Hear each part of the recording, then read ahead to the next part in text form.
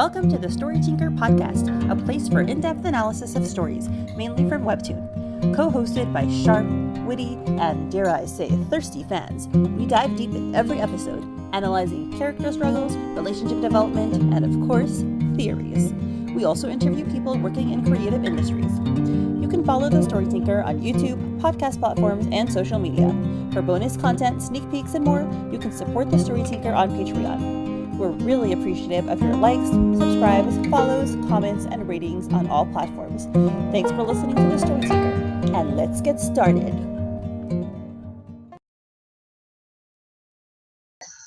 Hi everyone, and welcome to episode 94 of 𝗦𝗶𝗺𝗰𝗀 and lots to get into. So we are with Emily and Raluca and Sheeran. Hello. Hello. Hi. Awesome. So we start off right away with the action. Poppy at start, turns out she's been smacking him with a pillow. You know, that's how she gets the fearful mafia guy with the pink pillow. And, you know, he's like, ah, and she's like, tie me up one more time. And Quincy's like, oh, I totally see what's going on in his brain. Right? Yeah. So there is like a ridiculous amount of sexual tension that's been going on for this entire night. Like it started off with like not even started off. There was like at the end of this day in 𝗦𝗶𝗺𝗆, there was a burglary and like Tora's literally licking her neck, and I'm like, there's like so much going on, and there was like Vincent, and there's still sexual tension, and then there's this, and there's still sexual tension, like as he keeps tying her up, and it's like it's kind of cute, and it's also a little bit frustrating, telling, which we'll get into I think a little later in the episode. Yeah, and it's like, when you just hold still so we can talk. And she's like, no, until you promise to stop manhandling me just because I'm this small. Okay, I promise. She's kicking, he's holding her. Quincy is freaking out. And then he's like, but to be fair, I do it even if you were bigger. Just ask Quincy. How is that fair? Okay. So did anyone notice how, so we know when you're younger and you start dating or you have like a crush or whatever, and you kind of like, you don't know how to flirt. You don't know how to have an actual meaning relationship. You don't know how to have a like anything. So you kind of act in like a physical way. Like it's like the little boy throws a rock at a little girl on the playground. And it's like, oh my God, he's got a crush on you. Like, no, like that's a horrible practice. But like, it's true. It's like you use like a physical fake wrestling, like the push, you know, like the playful pushing, the whatever. Yeah.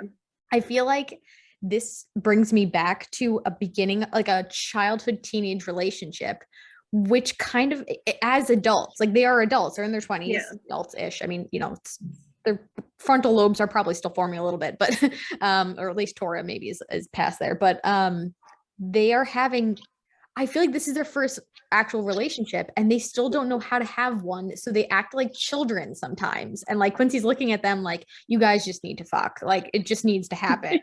Like because they're acting like children, honestly, and it's kind of cute if you know, if you, we'll get into the underlying manipulation and stuff that's been going on too, between them, between everybody and Poppy. But it's almost like they're having, Tora's never had a meaningful relationship before besides like just sexual encounters, probably from what we understand. And Poppy had jewelry, which was serious, gaslighting, manipulative, acted like a douchebag, and like they weren't playful, they weren't cute, they didn't have any of that. So watching them like play fight and tying up and like grabbing each other and kicking, and like this is their like, I don't know how to express that I'm sexually attracted to you, so we're just gonna be playful about it, which is really cute in a way. Yeah, I definitely feel like we need to talk a lot about like the sexual tension and then also the relationship overall a little bit later, because this is not how I wanted the night to end. Yeah, no, this is not. Yeah, no, I don't think any of us wanted this ending, but it is not our story. I didn't hear what you say, Rod. Yeah, I said that lace nightie Poppy had in her bag, may it rest in peace. I know, it got zero use. Yeah, we've never got a chance to see that. Yeah, maybe we that will was such a mean teaser. Yeah, that was super. Yeah, I was not happy about that end result, but it needed to be done. I totally agree with you, Emily, that they are behaving like children and they didn't have a proper relationship before that, before this, whatever this is, because it's not yet a proper relationship. But it also shows how comfortable they are with each other. Like, True.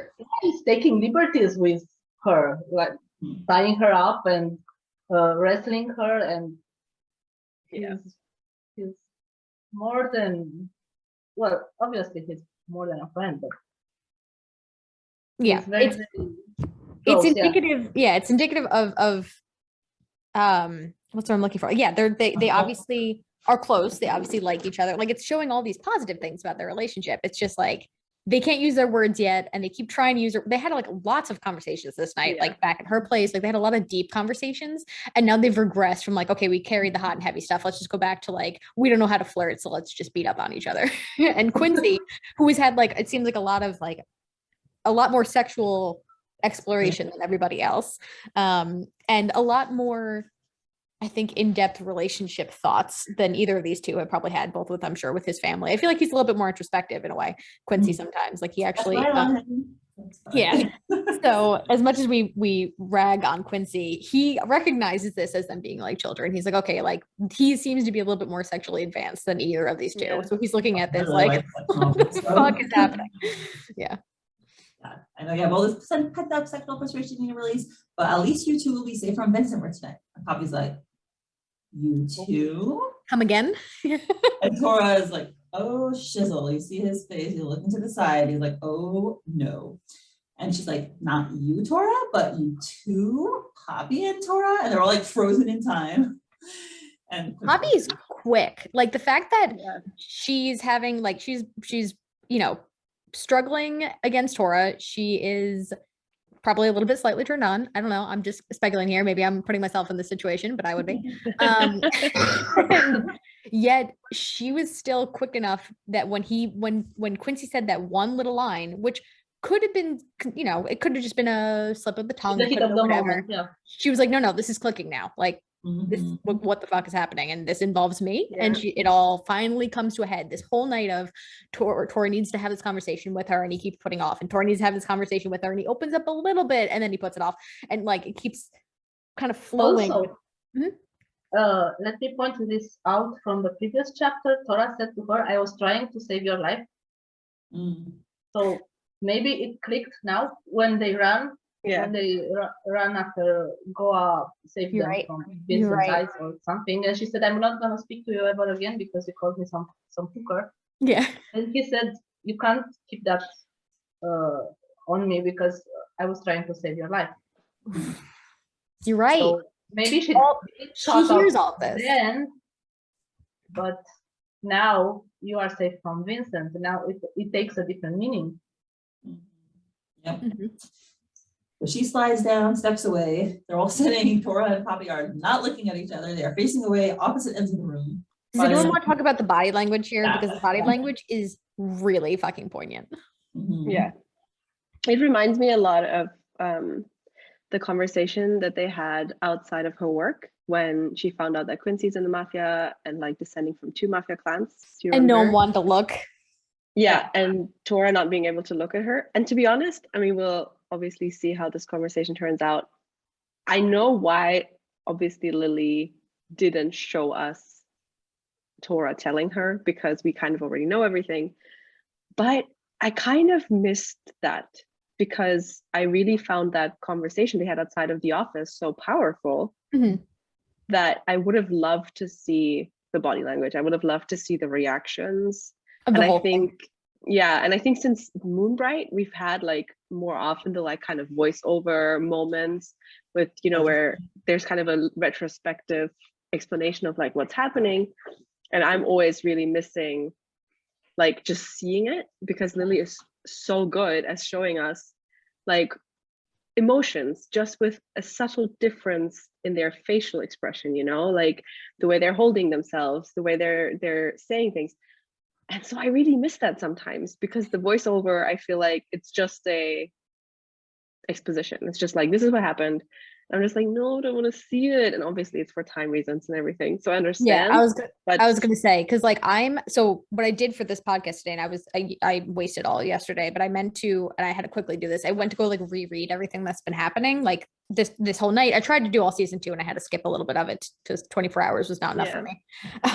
But I've noticed that I have been overwhelmed with the amount of information that I've been given, especially with this night. This is a really long night. So like my brain, from trying to make all these notes and connect things that have been like secretly been placed in here, and all the emotional context and all the relationship context and how it relates to Vincent, to 𝗥𝗲, or whatever. I think so personally, I'm a little bit thankful she didn't show. I know what you mean. Like, of course I want every little bit of detail, but I'm a little bit personally thankful that she just did it expose style.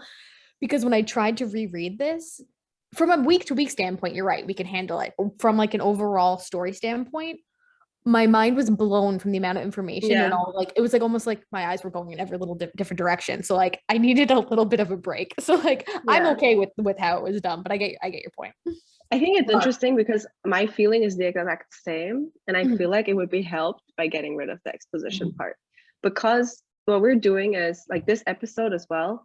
It was too much for me. Like the last few episodes, Vinny knows this, I've been struggling a bit, like keeping up the love for the story, just because I'm like, I feel like bombarded with things happening, and I'm like, they need to sleep and take a rest, and I need to take a rest. And so I feel like if we would just settle a little bit more on different moments instead of having so many moments per episode, it would help breathe as we navigate these moments. And I mean, this one especially, it's huge. This is the whole plot of the whole entire story. Let's hear Raluca. I disagree. I think this was handled perfectly, because when they talked outside the office of the GGP office, they were in a different point of their relationship. They were just discovering things. And Poppy was open to that. And she was willing to give Tora, let's say, the benefit of the doubt. Like, okay, I give you a chance to come through, to come clean, to tell me everything. And he said that, at that point, he said, I'm going to tell you some other time later. And he had so many chances to tell her. I understand why he stalled telling her, but we'll talk about this a bit later. But now, if you, sorry, I have a lingering cough. If you look at the body language, yes, at first they are apart, they are with their backs to each other, and Quincy is right in the middle of it, which also has a symbolism of his own, because he's slightly more towards Tora. Yeah.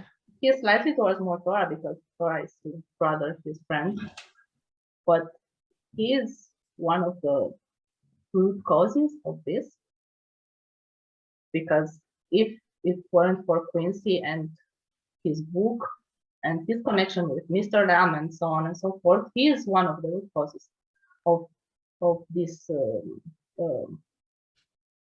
let's say, fight, but it's not yet a fight.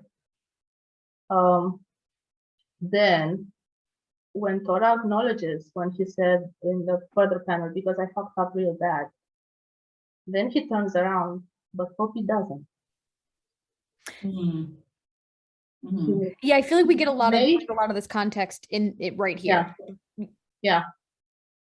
Because she already knows, she already sensed that something is wrong with 𝗥𝗲.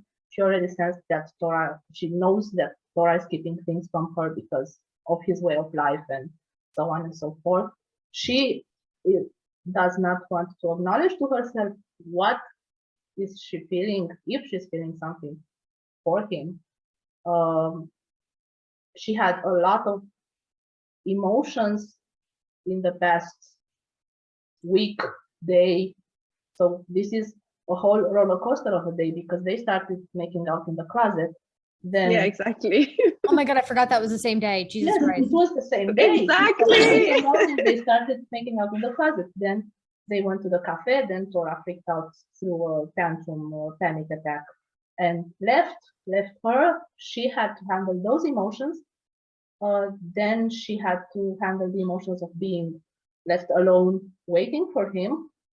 Then she went home. Then the burglary happened. Then she went to Tora, and another piece of information should have fallen into place, because he was willing to tell her about Joe and about everything. And then here comes Vincent. This is like everything is coming to a head in this arc of the story, because So, at this point, I can understand why she's turning her back on all of it, and she hears everything in a daze, because it's. But I don't disagree with you on that. I don't think we're actually disagreeing at all. I just wanted to see more of it. I wouldn't want to see more of it, because it is already more. It's too much already. Yeah, it's already too much. At least for me, I wouldn't want to see. I mean, I don't even know if really could have shown us more, because when you are confronted with such a lot of information all at once, you just block everything out and you are just like a mask of. Yeah, that's a really good way to look at it. I think just in general, looked at Tora with understanding or with openness as she had outside the DGP's offices, when she was telling him, "Look me in the eye when you are honest with me." So only because have shut everything down. Yeah. Only because we're on a time limit. I'm going to get back to the story itself, because I need to run and I want to keep the story going. But I like this debate. I wish we had a million more hours. Anywho, but back to what you were both talking about, which was the scene where their backs are away from each other. Tora tells Poppy that she's going to be numbered at some point. It's a matter of time. And like you guys were just discussing, Tora admits that he fucked up, and he looks at Poppy, and Poppy does not look at him because of, in my opinion, I think you're right, that it's all too much. Like, she's already had enough. She can't look at them. Like, if she turns around, what fucking more are they going to say to her? Like, if she gives them all of her attention right now, what else are they going to tell her? Like, she's already like, this is a crap ton of information that you guys have withheld, and she's already pissed off. Also, they were tipsy a little while ago. Who knows how much she can handle in that brain right now? And then they go into this exposition, which I don't know if, do you want to go through, Mindy? Sure. So they finally let her in what's going on. She heard about the notebook that has evidence that put people behind bars. 𝗿𝗵𝗻, he left the notebook behind, disappeared into thin air. 𝗥𝗲𝗱 fled the city with the notebook, had a nefarious plan up his sleeve, allegedly, and how she was dragged into the entire mess. And she's like, "Why didn't you mug me on the train? Grab the stupid notebook back, Tora." Which is like, that's a funny thing to be saying, right? Please. I just have to point out there are some things that they didn't tell her, or we don't know if they told her or not. Like the Joe story, we don't know that story, and we obviously are not clear about what happened between 𝗿𝗲 and Tora. Yes. Because everything else is more important. I don't think they told her about Joe, because that was brought up in 2 different episodes, and like both times it wasn't really addressed. Like they never really actually talked about it. Both times he was just like, yeah, basically he died. So I think that we will still get that emotional reveal down the road, because we also don't know. So I don't think she would do it off screen. Right. Agreed. That, and there was something that Erdene said, was last chapter or the chapter before, where she was like, "Oh, by the way, Poppy," and then that cut off. So like, we don't know. There's a couple of things still hanging in the balance here. I think that was like 3 chapters ago. Yeah, a long time ago. I reread them all today, so I'm very wonky. But so that list, that I'm gonna keep using your word, exposition. That list of Poppy's inner monologue, where she's talking about the notebook, all that stuff. So Saucy and I the other day had this conversation about antagonists and who was the antagonist in the story. So we have seen, they just listed they kind of did, like, I guess for us as readers, like a quick little rundown, like a quick, like, this is what the issue is. So there's the notebook that could have put people behind bars. So politicians, maybe the clans, Tora, he's in there. 2 is 𝗿𝗵𝗻. 3 is Gil and the notebook, and 4 Poppy mentioned was just like, she got dragged into this mess now because of all this. So like, I love the idea of like, we don't know who the antagonist is. This far into the story, we're still not sure who the actual issue is. Like, is it the threat of the notebook? Is it Gil? Is it Vincent and or mafia stuff? Like, is it just the general concept of like the different worlds that they're in and they have to overcome that? Like, this story is very complex. And we don't even know who the main issue is. Like, there's just a lot. Or is it their own trust in each other? Yeah. Is it internal? Like, yep. I think it could be all of it. I don't think it has to be just one main antagonist. True. What were we going to say? Yeah. Seazar? Oh, yeah. Just like, I think that's such a good point, because we also don't know how big. I mean, this is kind of what Mindy is saying. We don't know who's the biggest antagonist, right? Because I think, to me at least, Vincent has always kind of felt like the biggest. Like he was going to be the consequence of the notebook going wrong or whatever, you know? But now that we've seen how 𝗥𝗲 deals with him, it seems like there is sort of a leash on him. And that leash seems to be coming from a person who is on their side, because she's on Quincy's side more so than Vincent's, but it's so hard to tell. And we don't know, are the clan elders and is like her mother gonna be on our side, let's say, or not? So there's just like another huge variable that came in that could basically flip to either side. It's almost like perspectives keep changing. And when we think we know who is the biggest threat to Poppy and Tora, whether it's Vincent, whether it's the notebook, whether it's another clan, whether it's themselves, every time the story progresses a little bit more, we're like, Jesus Christ, like what else are these two gonna have to overcome? And like about 𝗥𝗲 and Vincent, we have to ask ourselves also what is the leverage Vincent has on 𝗥𝗲, because it's obvious that she hates him and she doesn't stand him, but there must be a reason she is staying with him. Otherwise, if they are a more powerful clan or an older clan, or I don't know, they have more power than Baltimore, than Vincent, then why did she marry him? So yeah, there's a lot we don't know yet. There is something there. They surely have some hold over each other. So yes, she has a leash on him, but I believe he has some leverage on her as well. Most Or his definitely. family. I think it might be more like his family rather than him directly, personally. Yeah, so she's like, why didn't you grab the notebook? And Quincy's like, he was too mesmerized by your cities. God, Quincy just truth bomb right there. Like, let's just be honest. Let's cut the bullshit. It was you. You were exposing yourself. Yeah. So we're having a horn dog, nip it in the bud much earlier on. No pun intended, allegedly. Yep. All this allegedly suggests that she doesn't trust what they are telling her. Yeah, very true. Huh. So she doesn't. Oh, and I thought the no pun intended. I thought the allegedly was about the no pun intended, meaning that she didn't. Yeah, I'm not sure. I took it the same way that Raluca did about. Yeah, because it comes up multiple times. She says it multiple times, allegedly. And that also threw me off. I was like, she's not entirely trusting this.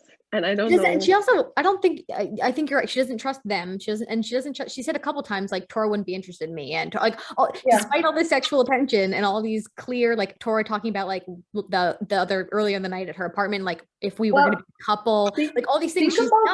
Think about it this way. When she met Tora, she was a hot mess. She was, she had scrapes on her knees. She was just crying and being a mess of a jewelry. And how could somebody like Tora be interested in her at that point, in that precise moment? So when Quincy said because Tora was being a horn dog and he was interested in you, she couldn't believe that he was interested in her, looking like she looked back then.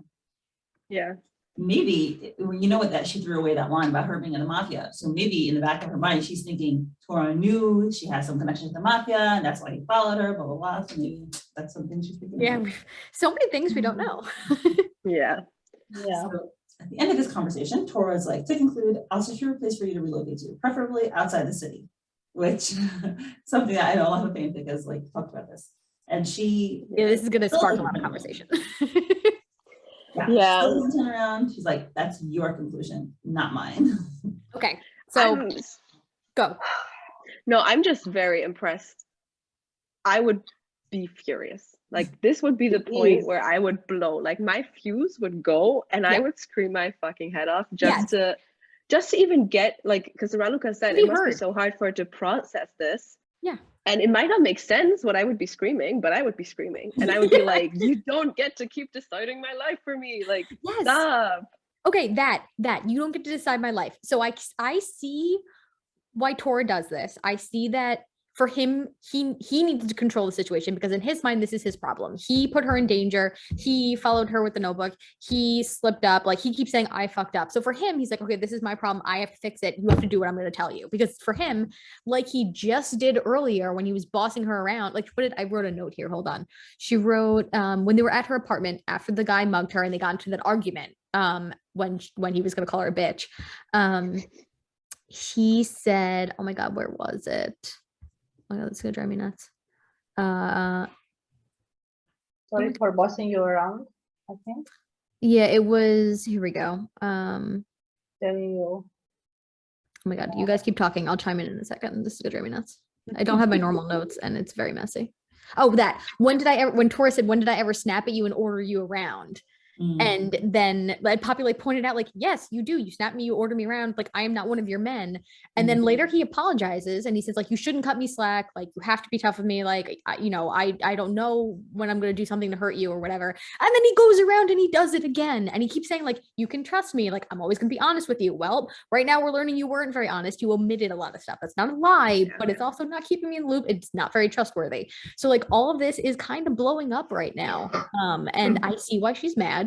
Like you, I would be screaming bloody murder at him right now. I just to release some tension. And also everyone is deciding everything for her. Tora is, and I get why, but it's still not okay. Granny is manipulating her by not telling her something deep about her past and about her life, which is kind of important for her to know, by lying to her to get her back to Moonbright, probably because she wants to protect her from whatever the secret is, but she's making the decisions for Poppy.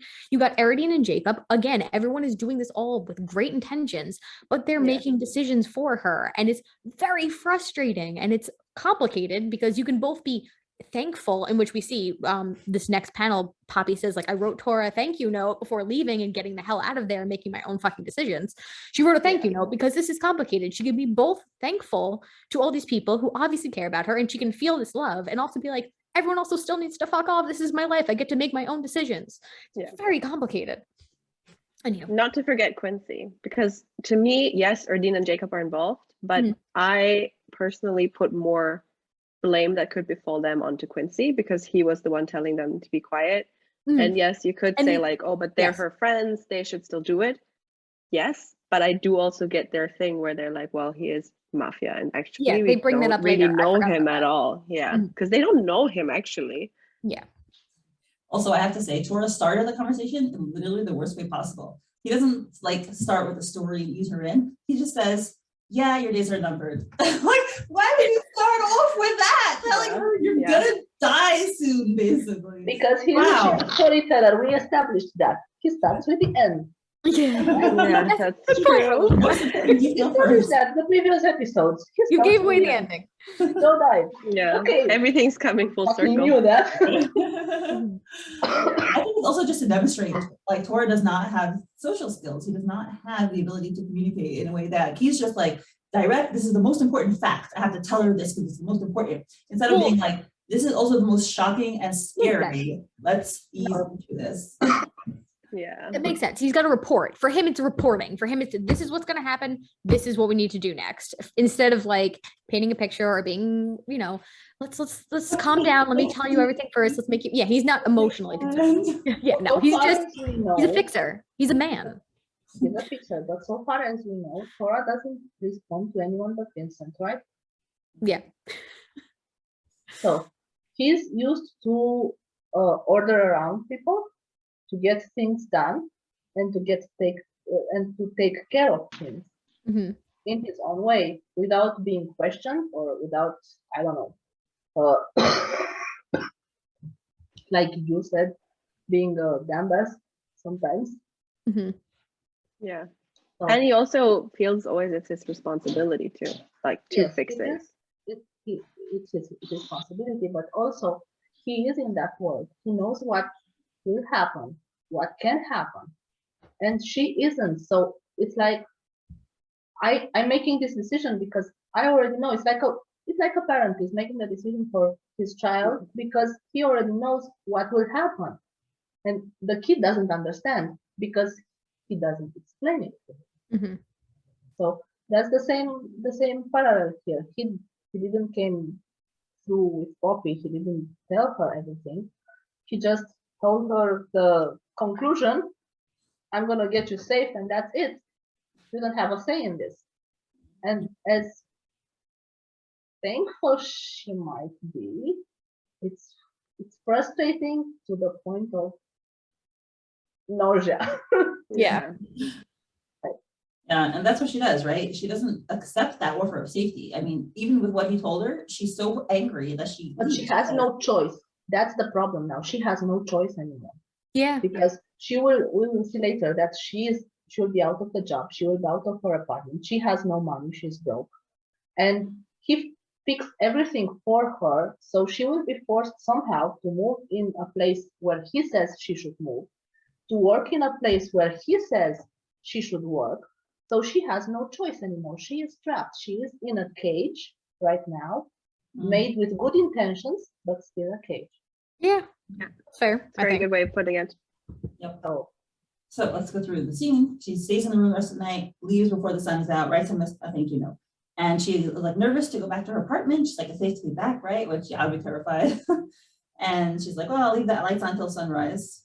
This girl probably also is running on no sleep. So Yeah. super Oh. stress. While we're at the scene, Raluca has a tidbit that she noticed. I don't know if it's, I have been really behind on these podcasts, so I don't know if it's been discussed yet, because it really is more noticeable when Poppy goes to check for her ring, for Tora's ring and necklace and bracelet. But Raluca noticed something that was missing from the apartment and that I didn't. And I don't. Her easel and the painting? Nope, her easel's still there. Is it the picture? the picture, yeah. Picture Of of her her mom parents? and dad Oh. and granny. I think your granny's on there. So the picture of her mom and dad are missing, and I think granny. Mm. Remember. I thought it was just the parents, but I don't know for sure. Yeah. Maybe it's So on the floor somewhere. And it could be, but I looked, and it could just be. be. This could just be an artistic thing, it could just be like it's been thrown across a room or something. It could just be easily explained away. But it's worth noting that her money was still there, her bank cards, Her jewelry, laptop is still there. her laptop, but the picture is missing. And that so you noticed that, and I completely Q2 theories. yeah, I know, not to get all conspiracy Yeah. theory, not picture gate or something, but it's worth just filing back there in case. Yeah. Yeah, you have to. I mean, I made the connection with the missing picture with why was she tied up. So if you're a burglar and you want jewelry or something of value, and you get caught in the house, in the apartment that you intended to mug, to rob, what do? You hit her and run. Mhm. You don't tie her up. You don't tie her up. So the only reason she could have been tied up was either to, there are a few reasons actually, either to interrogate her or to take her somewhere. Yeah. So why would somebody do that? Yeah. Very good point. So I ran away only when they saw that connected with the picture. Why is that picture important? Who is in that picture? It's her mom and dad and her granny. So either the man who was in her house recognized somebody from that picture. Either he took it as, I don't know, evidence, proof, to run a check on those people, like Tora did with Poppy's pictures. I don't know. Maybe some emotional connection. Just Yeah. to have it. Long lost brother. Okay. Anywho, I just wanted to bring that up before we moved on to the Monday, because I just thought that was a cool tidbit and I was really excited about it. But anywho, we get to work. Yeah, so I forgot that this is like a time skip to Monday, because I was like, my God, she went there before sunrise, like she still didn't sleep. But also Tora's like, I'm gonna put you in a safe house. And she's like, no, I'm just gonna spend the weekend at my place. Yeah, what He just lets her. What day of the week? It was a Friday? I doubt he just let her. I it was beg on Friday. Probably Or- surveyed her. Yeah, exactly. Because he mentioned something in another episode where same night where she had sprained her ankle and he said, well, you shouldn't be running after buses. And After buses, yeah. so, like So he's she doesn't watching know- her. She doesn't know she's being tailed. She doesn't know about the motion sensor also. Yeah. Oh, dear. So, Yeah. so he probably has people watch. It's all that's what I got from it. Yeah, but it also now makes more sense that he had time to get a haircut, because in my mind I blended out the fact that it was a time skip, and I was like, wow, like he really went first thing in the morning. Well, men don't need that much time. Gotta win her back. I mean, it's working for me, so. Well, we need these time skips because the story has so much plot packed in so few days that A lot. we need these skips. Yeah. I'm just gonna assume she slept, and that gives me peace of mind. Right, exactly. I was feeling so right? stressed for her. We'll put in our own She head slept with the canon lights on. nap time. And then so she needed a sense of normalcy, which sleep I think is included in that. And this is the most Pisces statement I've ever seen in my life, because it's Pisces season right now. I'm a Pisces, and I 100% avoid and hide from everything that stresses me out. So when Poppy's had these bullshit night along with everything else that's been in her life, and she's just like, I'm just gonna go to work and pretend like nothing ever happened because I can't deal with this shit right now, and if I try I'm going to have a mental breakdown. So she just puts on a cute outfit. She's looking absolutely adorable here, like the cutest I've ever seen her, and her little belly shirt, and she's just like, okay, we're just gonna pretend everything's great, everything's gonna be fine. And then Monday smacks her in the fucking face.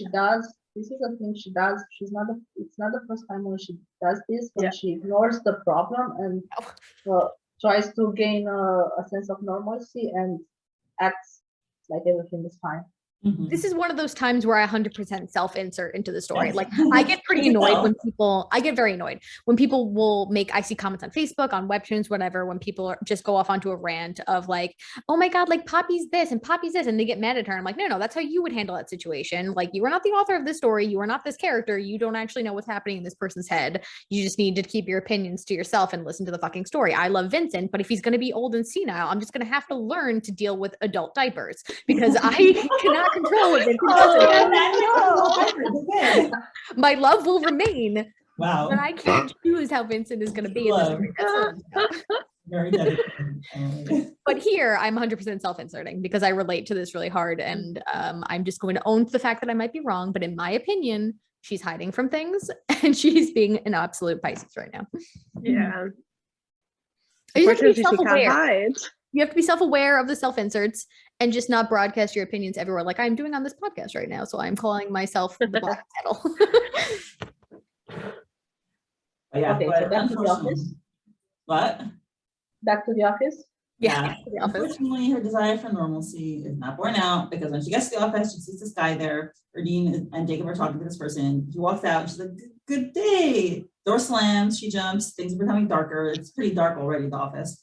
And she's like, guys, what's going on? Who's that man? He's from building management. She's like, oh, what a jackass. And she's like, Gil hasn't paid rent in 6 freaking months, and I haven't been able to contact him since last week. But that's not all. Yeah, the police came over this morning. Police? What did they want? It stresses her out so much. Yeah, they look at each other and they nod. And, you know, like, okay, they're discussing, should we tell her? She's like, girl, by any chance, did you check your email last week? I think you should take a seat for this, Pops. Or check your mail. I kept reading email too, but did you check your mail? Because they have actual physical slips of paper. I kept reading email too, but like, no, I don't check mail all the time. So she does follow their advice. She sits down. She's like, no, I haven't checked, but I haven't get any. But what's happening? You're scaring me. Am I in trouble or something? She's like, hush. Now, let's say theoretically, rhetorically speaking, that someone offers you a once-in-a-lifetime job opportunity. Unless you have absolutely no intention to succeed in your career, there's no reason why you turn down the offer or get mad at that person who's trying to help, right? She's all of a sudden she's Team Tora. All of a sudden she's like, let's sugarcoat this, and I'm going to be Tora's wingman, and I'm going to present this in the best possible way so she doesn't get mad at Tora. When like a few days ago or weeks ago or whatever this was, she was like, I don't trust Tora. She just said to him, slow down because you're going to fast for her. Yeah, but I think again in Erdene and Jacob's mind, I feel like it's more Quincy that did this and not Tora, because she also says like, oh, Quincy secured us a job. Well, I guess it was Tora. But so I think for her, it's also more comfortable to just pretend it was Quincy and not Tora intimidating people into getting them a job. Honestly, I think it's the fact that she got a great job through Tora, she now feels indebted to him. And she doesn't want to slam that in this face. And I do think she also cares about Poppy. I do think like she's looking at this like this is the best possible scenario for us. Like we just need to like she's mentioned before that her dad is in a business that deals obviously with mafia dealing. So she's looking at this from a practical viewpoint of like we get a great job. You're going to be a little bit more protected. Tora's looking out for you. Quincy's looking out for us. We're going to be fine. And she's trying to like also frame this. She warmed up a little bit towards Tora because in the conversation she had with Poppy on the phone when Poppy was in Tora's apartment. She likes him. Yeah. Of all the assholes in the world, he's least likely to do that. So true. That's a vote of confidence, right? Strong words from Erdene. And I think for Erdene and Jacob, I mean, for them, this is the best possible outcome because they are not required to always work at that new company, right? They're out of one job, they immediately have another job that's apparently very prestigious. So if they ever want to move on, you know, they have a really good resume, basically. For Poppy, it's a different situation because she's in it much deeper. And I think at first I didn't get this. Like, but now I think it's just Erdene is trying to lead with this before she tells Poppy like, hey, your life's in danger. That's true. Okay. She was trying to talk up Tora and make her not mad at her and also cover their own ass. First. Yeah, that's true. Like, here's some good news. Also, we didn't tell you that we knew you possibly could die in the last week. But credit to Jacob. Jacob's like, geez, did you get any more manipulative with that question? Jacob is a surprisingly wholesome guy. So he's like best boy all of a sudden. Like I don't know what Jacob is the you of Poppy's world. I like that. I like that. Little bit clueless sometimes. He's trustworthy. He's genuine. He's honest. Of course, he has his own interest as well. But he's generally a good guy. Yeah, it's just like you is to Tora. While Erdene is Poppy's Quincy. Yeah, that makes a lot of sense. I like that. I like comparing Erdene to Quincy because she definitely has a lot of those similar traits.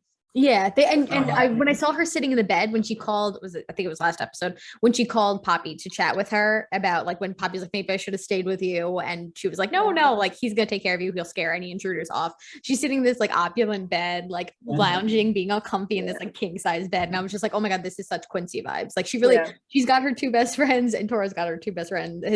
And they're very similar dynamic.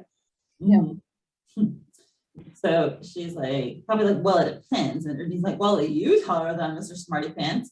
And she's like, wait, what was she manipulating me into? So now we tell her, Gil's gone missing. Some of our biggest clients just filed a police report, our investors too, and the cops have been searching for him all weekend. Seems like he ran off with all the company funds and all that's left is a pile of bounced checks and fake accounting records. Woohoo! Bomb drop. She's like, no Which way. none of us are shocked. Yeah. I mean, she just got this massive bomb drop from Tora. Now she gets this the place that she looked to for stability is not there anymore. It's shattered beneath her feet. Oh, also, I forgot this when we were talking about it before, but the next thought bubble she has about, so what Quincy and Tora said is true. This is our proof that she kind of didn't believe them. And to be honest, I fully believe them. I understand why she would become a bit mistrusting. But what I don't understand is why she would suddenly really not trust their word at all. You know, like, what does she think the ulterior motive is? I think she's just mad at them. And when you're mad at someone, she just doesn't want to accept it, or she's just mad at them. She feels like, I think it's not necessarily super rational, but like emotional. I think I would agree with that. Yeah. So at least the part about. But she comes from a place where she has been lied to her whole life. Oh yeah. So if you look at it this way, she has abandonment issues, right? Because her mother left, her father died, her granny sheltered her. Erdene has her secret group with her cousins / aunts.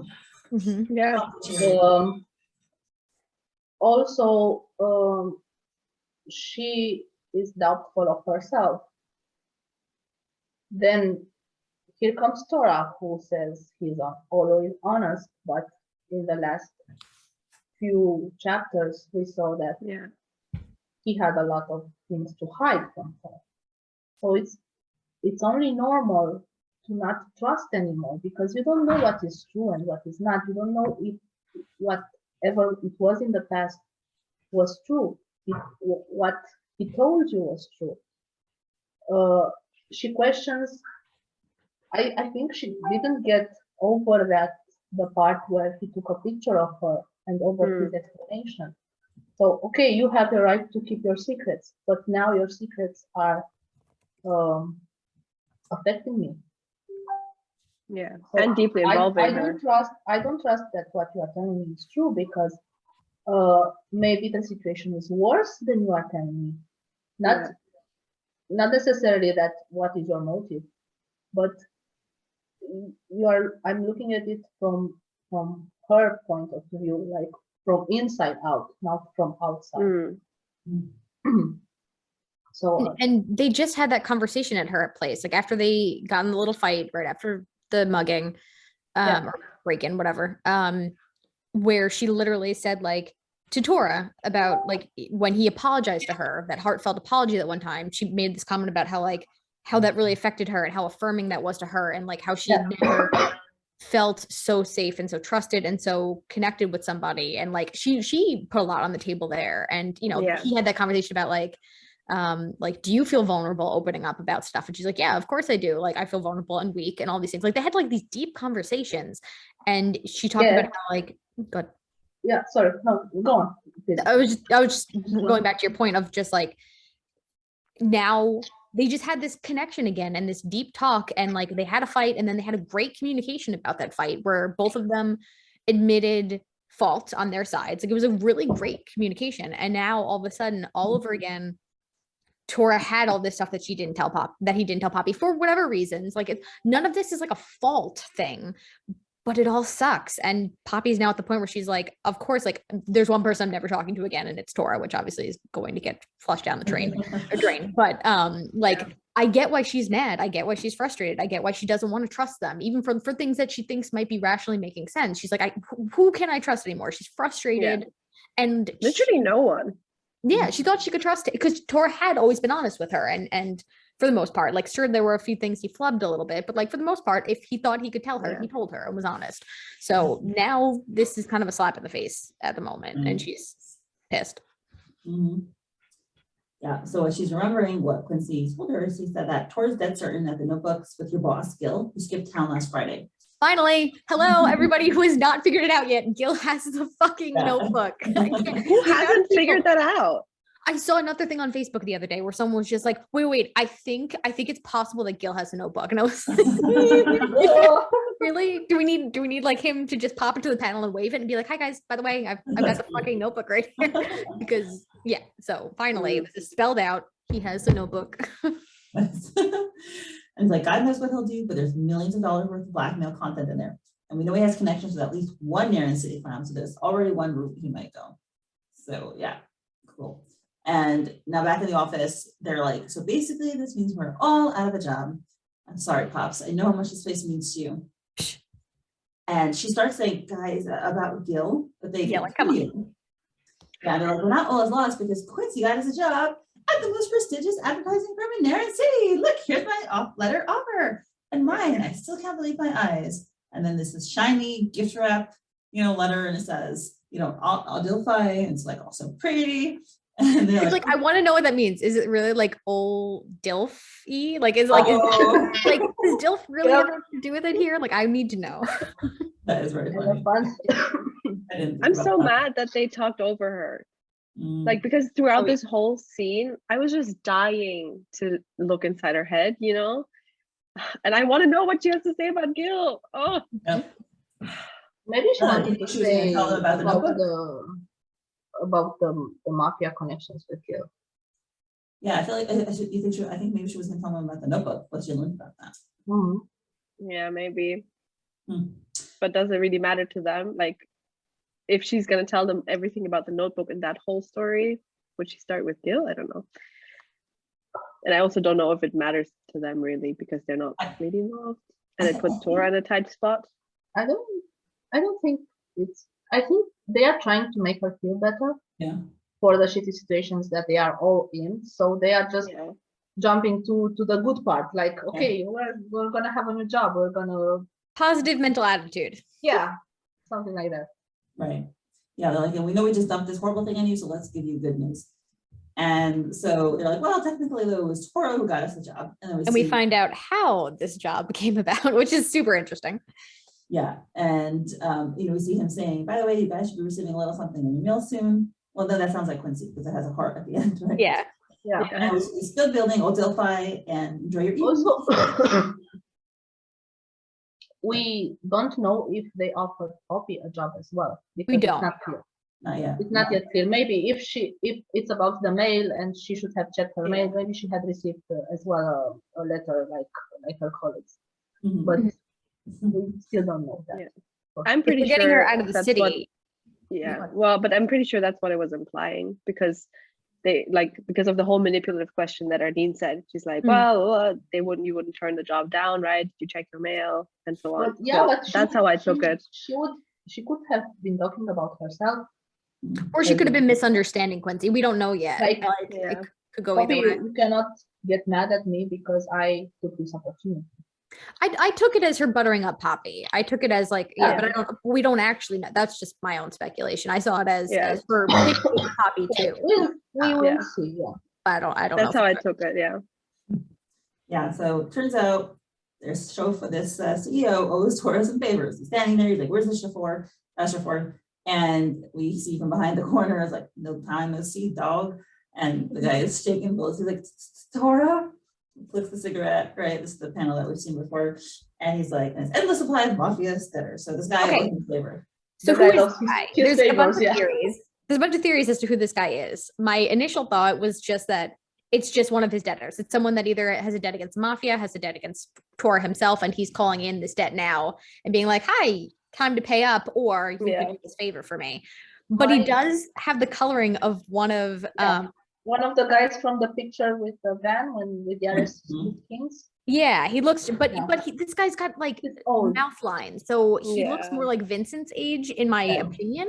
But I don't know. It could there's plenty of people that could have this coloring and hair color. Like, I'm not going to be cartoon racist. Like, it doesn't, just because he has the same coloring doesn't mean he's this guy. There's only one. It could be a coincidence. It could be maybe they are related somehow, like it's his father or something. Yeah, so I don't know. It could be related. It could be completely, we don't know. But I'm curious if he comes up again or if he's a throwaway character. I haven't really been in the comments for this episode. So when I saw it, I was just like, yeah, scroll, just some guy. Just some guy. It might be. I don't know. No. He might just be any other debtor. I'm sure Tora has a bunch of them that he can call in. He might become like, even maybe he was important before, whatever, he might become important now. You never know. Like, Lily could bring back anybody. Yeah, he is God. Yeah, so she, Poppy's world has gone black at this point. Like, she's surrounded by black, and she kind of like spacing out. Erdene's still talking. She says, "We've still got to fix the contracts though. I think 𝗵𝗵𝗆 got our job roles mixed up, but bless his black letter heart." But she's like, suddenly she's waking up and she's like, "Huh? Tora did what?" And they're like, "But here's the kicker. And promise you won't get mad at us or Tora." And she's like, "Oh God," just looks at them. It's like, "Is this how I'm in some kind of trouble with the mafia?" And they're like, "Damn it, I told you to hold out on telling her." "Wait, when did you find out?" "Oh." She's like, "I should be asking since when do you guys know about this?" Oh my God. And they're like, finally. Yeah. No, I said back then, not a good decision, and I'm still there. Yes. They're like, "Since last week when you went back to Moonbright." Last freaking week. So my life might be ended by the mafia anytime from now, and everyone knows but me, and I'm just running around doing stupid Poppy things, completely oblivious. Yeah, well, she is not completely oblivious because she was looking for a job because she felt that really straight. Yes. And she also didn't tell Erdene and Jacob about it because she wasn't sure about it. So she wasn't really oblivious to everything. But there's still a difference, I think, between finding Gil shady and thinking your life is in danger by your boss. It's a huge difference, but well, she just downplays herself. Mhm. That was my point.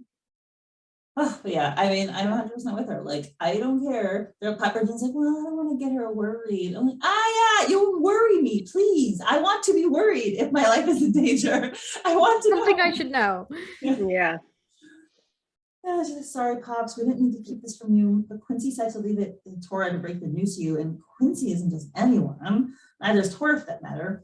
We might be chummy with them, but they're still a clan after all. High-ranking ones after that. If they said we had to zip, we zip. Okay, unfortunately, I gotta run, guys. But enjoy the absolutely delicious ending of the head that I would like to lick. Thank you for joining us. Good, thanks. Bye, guys. Bye. Bye. They're like, but we didn't want to keep the stream any longer. That's why we're telling you now. And Poppy somehow thinks, damn, this is all my fault. She's like, okay, I get it. And then she blames herself. She's like, it's all my fault. Erdene and Jacob wouldn't have been in this position if I hadn't brought those two in. They're like, oh no. Oh my god. Too much, girl. No, it's not your fault. Yeah. That was Especially, yeah, especially because, I mean, she can blame herself for bringing in like Tora and Quincy, but she didn't bring in Gil. Like if he hadn't been paying rent for 6 months, you know, obviously there's been shady stuff going on before. Obviously this company was a fluke. So Erdene and Jacob were basically in like job jeopardy anyway, even without her. And like the situation they were in was that they couldn't tell her about her predicament. And like, I get it. And I think Poppy is just kind of predispositioned towards self-blame thanks to jewelry and other factors. But I kind of like that towards the end, she pivots into blaming Tora because it is not really her fault. Mm. Like she didn't have a hand in this. Yep. I think. Raluca, you look like you're thinking in the way. Yeah, no, I think I partially agree with this, that Poppy believes she's blaming herself. That obviously stems from her self-doubt. Yeah. And I get why she's angry with Tora. She has every reason to be.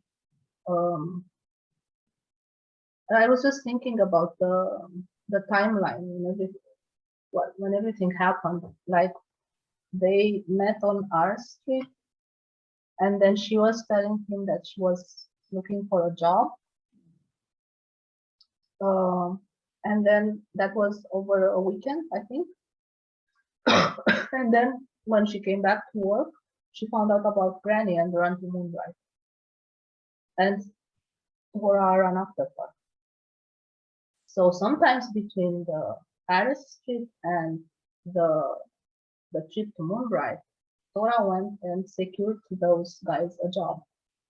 Yeah. Because if you, I think he's dressed the same. So this is how I did the connections in my head. Like he got the idea when she told him that she has to look for another job. Yeah, that's a good point, that it wasn't like a reaction to what happened this weekend, let's say, but that it was before Moonbright, kind of that this set in motion, especially because they said that when she came in a while ago. Moonbright, then Quincy met with Erdene and Jacob and told them everything, and he told them then that they should get a mail from a job offer. So Interesting. Huh. Yeah, that's a really good point. Yeah, I always assumed it was after he realized Gil was shady. But I mean, at that point, they did know that Jill was shady, right? Like at that point, they already knew, because that's why when Poppy runs off to Moonbright, Tora's so worried because he was trying to find him and everything. Right. Yeah. So she says, "Sorry." Oh, go ahead. Yeah. I'm thinking that Tora knew the moment when he pulled the info on Gil, he knew what was going to happen to her. I mean, he's in the business, he's in the mafia for a long time. He knows what he can predict how the chain of events can happen, and he could predict that Gil would want to put the blame on Poppy or suspect Poppy because he found the notebook in her bag. So Tora already knew that Poppy is in danger, and this brings a new light on why he ran so panicked after her in Moonbright, and why he panicked so hard at the cafe. So he knew that she would be in danger, and at some point she will find out everything.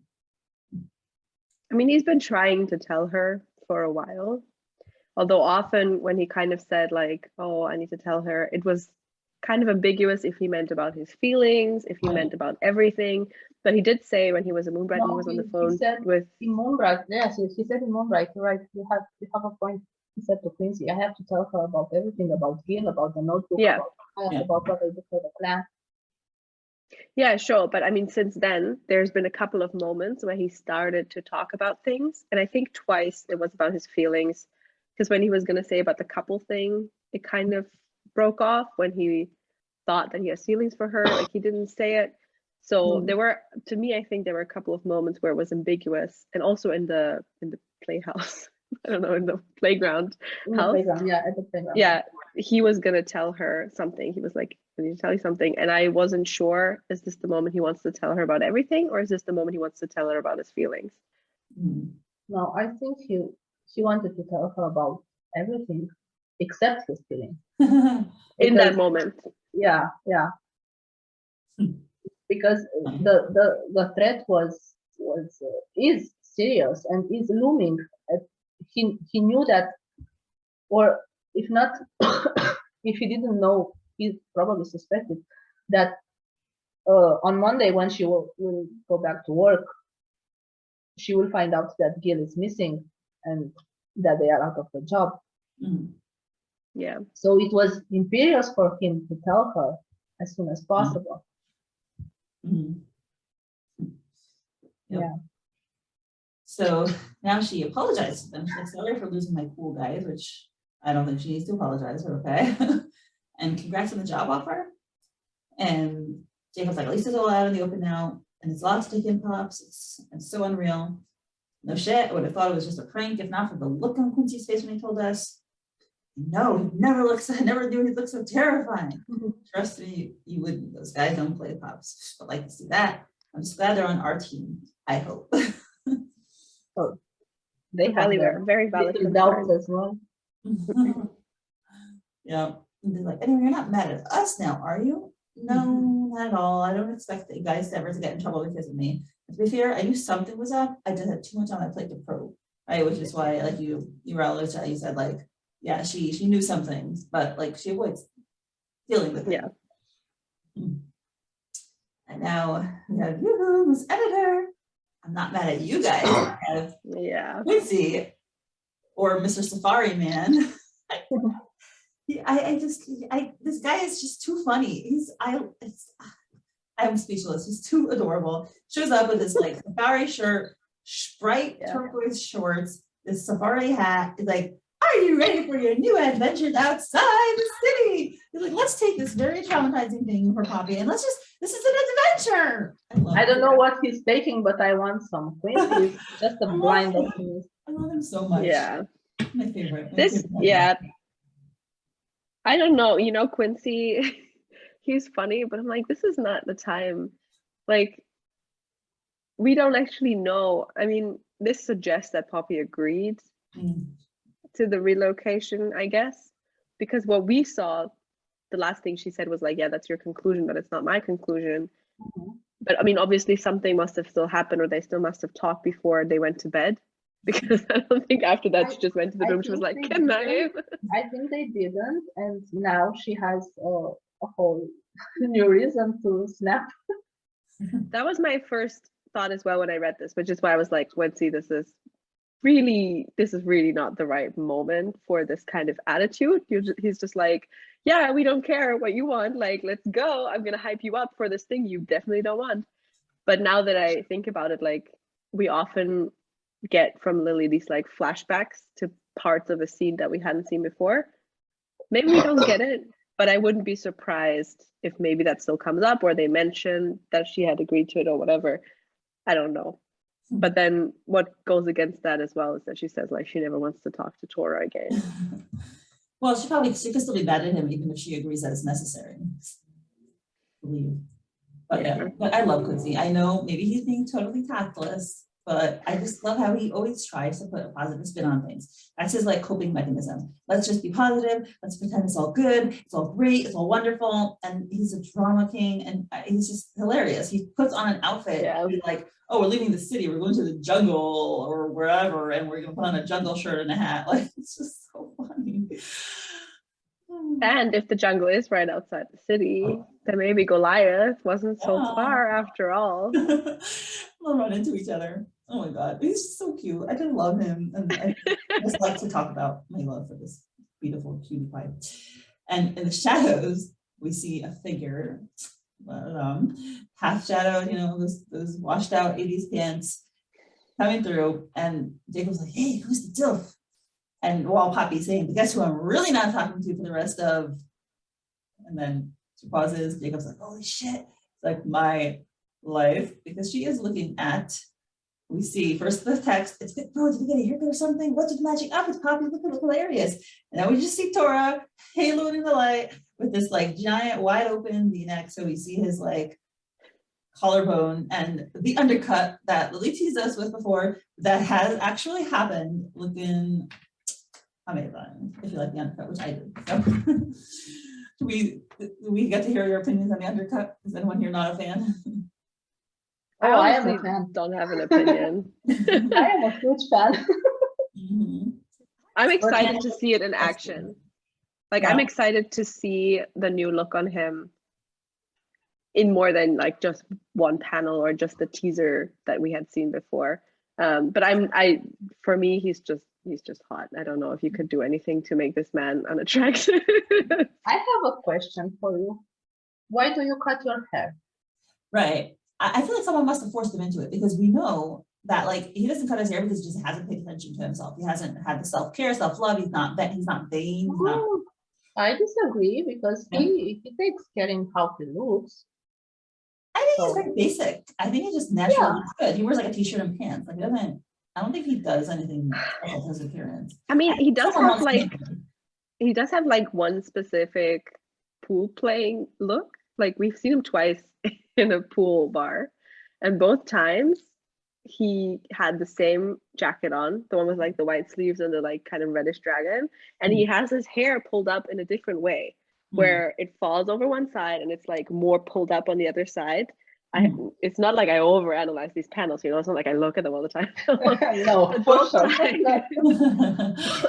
but both times, the one time where he like smashes Yodori after making a comment about Poppy, and the time when he is with Nico-chan, he basically has the same outfit on and he has the same hairstyle, and those were definitely on different days. So I do think he thinks about it. Yeah. And then, you know, like, he definitely knows how to take care of himself. I have to say the suit outfit, that wasn't my favorite. Like the brown sort of like professor look wasn't my favorite. But he knows how to put together an outfit. Like, I don't think he takes all of his cues from Quincy. And I think his hair, like long hair is, I mean, we know long hair is hard to take care of. You know, like if he wanted to just have it easy and not take care of himself and not pay attention to how he looks, he could just every time take like 1 inch razor or something and just like shave it off, you know, like just all one length and not care about what it looks like. During his life, he had several looks, which included his hair, like short hair, brown hair, red hair. One point. The other point, he passed a judgment when Poppy braided his hair, like a mumble grunt, not my thing, not my style, something like that. He didn't voice it out, but it wasn't his trademark. He has different hairstyles for different situations. He knows how to dress. he cared when he went at Alice with Poppy. He cared that he had that cowlick and wanted hair cream from Quincy or whatnot. But my question still remains for you. Why do you cut your hair? So I'm going through a crisis always. A crisis. And how do you feel after you cut your hair? Good. Good. So can we see this, that Tora wanted a change because he finally told Poppy everything, or almost everything, and now he is free of that weight, of that burden, of that I don't know, that looming sensation that he's trapped in this. Yeah. Maybe I agree. No, I agree. So- I also think it was his decision because he also has new gauges in as well. Oh, right. That I don't know. I think that's debatable. It might be because of the angle. I'm not sure if they are white or not. Maybe What, just that light if passing through. That the gauges are different. Are different? Well, maybe. Yeah. I wasn't saying that. I don't know. I mean, they look white, so They look white, but what if it's light passing through? I don't know. Maybe they're white. no. But before he had black ones in, no? Yeah. Or was that just his hair in the back? No, it was he black had ones, right? black ones. Yeah. Hmm. Second guessing everything. He's also wearing a new bracelet, or is that new bracelet did and the Poppy give it necklace. back? A new bracelet and the necklace. So to me, this seems like a put together appearance for something. For a Because he different didn't give Poppy didn't give the bracelet back to him, right? When he asked about the No. ring and the bracelet, she kept them. And spinner also, this is thicker. So I actually think he's doing all this, and especially that wide cut shirt, for exactly the effect that he's having now, to alleviate Poppy's anger at him. Because he knows Poppy's furious at him. And I literally think he's like, let me wow her with my sexiness so she takes it down a notch and isn't like gonna yell at me. I would disagree with you if it weren't for the matching outfits. But if this is a plot to woo her, if I was Poppy and like my crush or whatever, the guy I've been talking to, we had a fight and he's like, I'm gonna stalk you, right? Basically, find out exactly what you're wearing that day. I'm gonna match you. I'm gonna be like, what the fuck is wrong with you? Like, what are you doing? You know? Forget the matching part. I added, maybe the matching is a coincidence, but like that whole fabulous outfit with a super wide cut neck and the new haircut, maybe that's just to like yeah, it could be a coincidence, would be funny, but we haven't seen that kind of shirt on him before. So that makes it less likely for me to be a coincidence, but I'm open to it. You know, I'm just so curious to know what's behind this. It could be also an outfit like the one with the closet scene, when he was just on full display in his mafia mode. This is me. This is, I have tattoos. I have gorgeous. I have. This is how I look. Yeah, sorry, which outfit were you saying? The one with the black shirt and the blue jeans. When Quincy said, "Look at him," when he just oozes mafia energy. When he's scary looking. When he displayed his tattoos, because so far he only came to the office in bodyguard. Yeah. Plus, actually, I'm remembering we have seen him in an outfit that I think at the time most of us were surprised to see him in, which is the white striped shirt that he wore with the boat shoes when they went up to Regina's Peak. That was a very casual outfit as well. Yeah, no, but what I mean is I feel like it was outside of the usual regiment, let's say, of what he normally wears. Mafia mode. Yeah, because it was shorts, you know, and it was like a much brighter color than you normally see on him. So yeah. Well, so my theory is that they are going somewhere where he needs to be this, where he needs to have this image.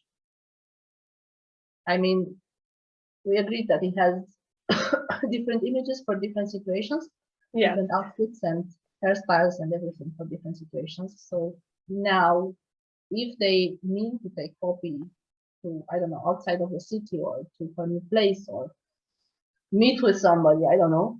Maybe that's the outfit he needs for Yeah. to get this job done.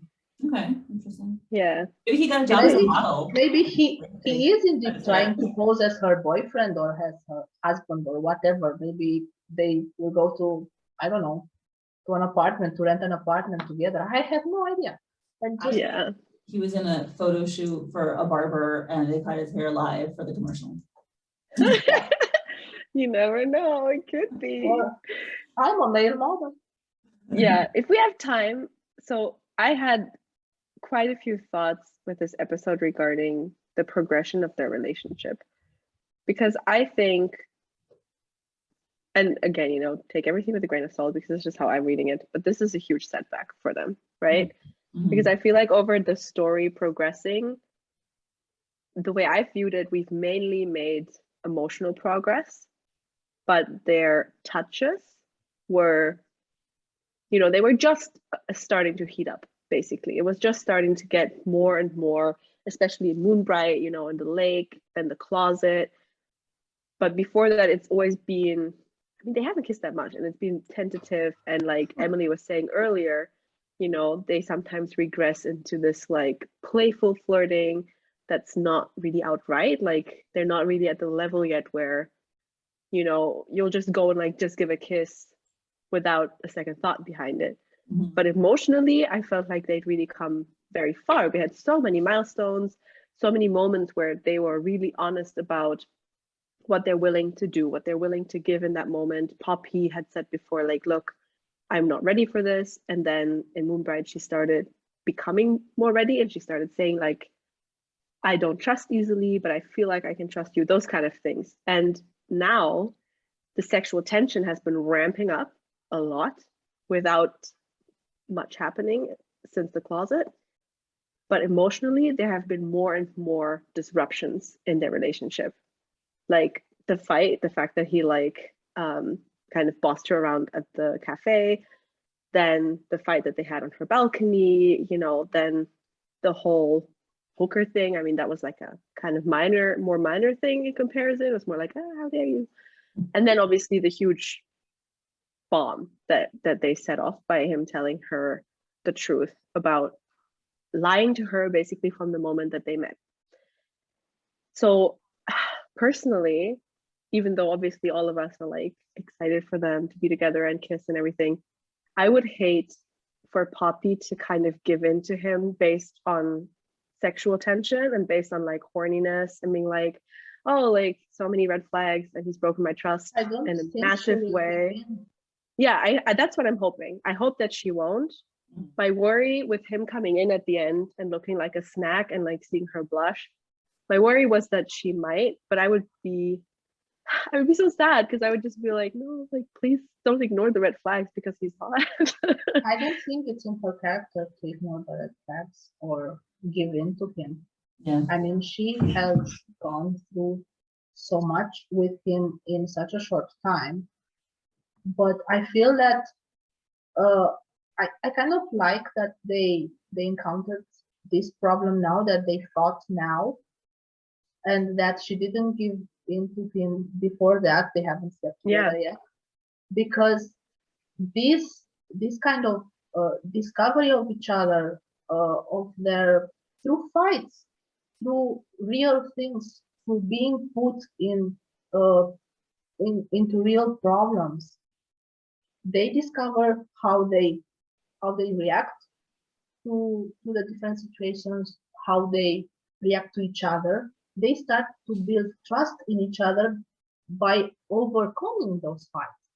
So as they progressed toward intimacy on a physical level, I feel that they have to progress on a psychological level as well. So you can't have that intimacy psychologically with someone if you don't trust him or her. Exactly. So I don't think she will give in to him, right? I mean, I don't see it happening. Also, I believe that they will have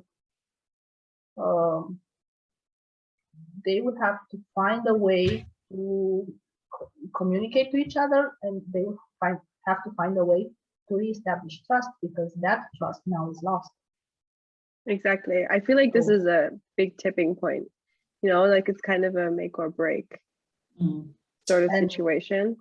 And I mean, it's a romance, so probably they'll make it. But for me, my biggest concern is basically how they will make it. I'm honestly afraid that all of this will play to her insecurities. And not only that she will not give in to his advances, but she will start questioning his advances. Like, were you coming after me in Moonbright because you were worried about me, or because you knew Gil is on to me because of the notebook? Do you really care about me, or you just wanted to keep me close so that you could follow the notebook?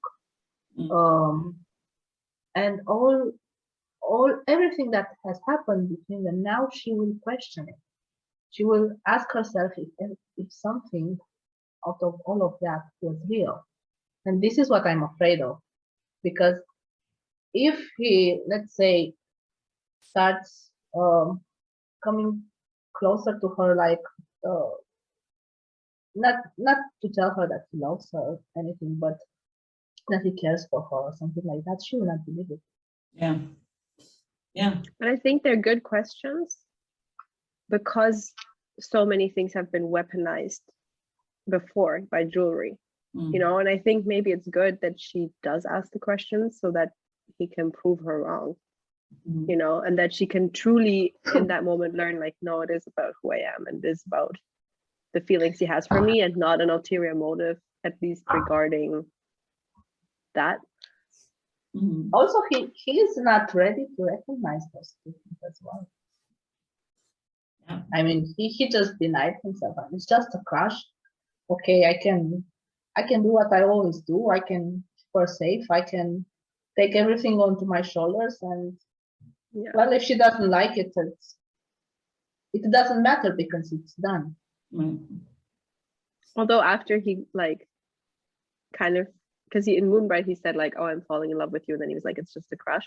But after that, when they were in her apartment, he did like almost slip out with the couple thing and like how they would move forward. So it does seem like, to me, it seems like he's more ready, or he was. I mean, now everything's different, but he's more ready to move forward in that way than she is. He goes back and forth. I don't know if he's ready, but I think he's like, sometimes his rational brain realizes he really is in love, then he emotionally is too scared to pursue that idea, so he vacillates. When he said to her, if we were to become a couple in her apartment, I can see him like questioning in the back of his mind, like, if we were to become a couple, if you would know the truth. I mean, would you want to become a couple if you know the truth? Well, it would have been better if she had found out in a different way, obviously. Well, this way is more drama. Well, so. I'm all for angst and tension, and this is perfect for me. Anyway, I gotta go because I have another episode after this. But oh my God, you're really powering through today. And I feel bad that I'm abandoning my family.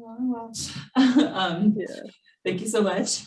And I'm excited for this to be up soon. And yeah, I will see you guys soon. Thank you for having us. Thanks, bye.